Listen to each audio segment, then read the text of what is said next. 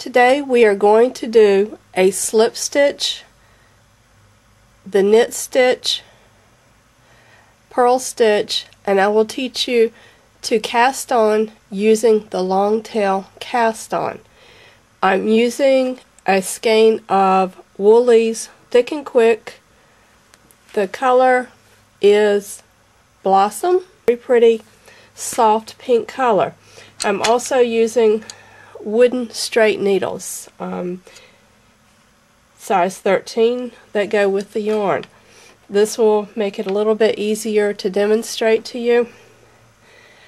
For the slip stitch, you use the tail end of your yarn. I'm right-handed, so I hold the yarn in my right hand. I wrap around my ring finger, behind, and one more loop behind. I turn my finger over, lift up the top loop, and pull the other loop through. This gives me my slip stitch so that I can start my cast on.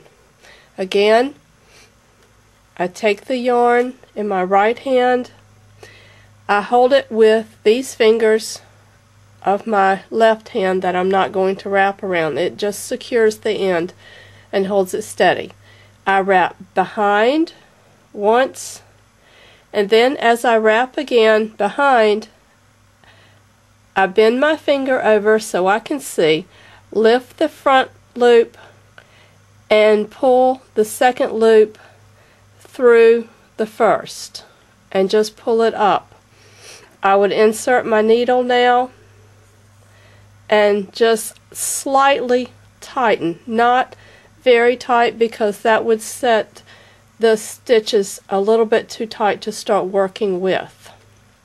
Okay, when you do the cast on, you want to make sure that you have enough yarn because some of the, when we call the long tail, we will be pulling off the loose tail end of the yarn. You want to make sure there's enough that will be taken up in the stitches so that you don't run out before you have the right amount of stitches.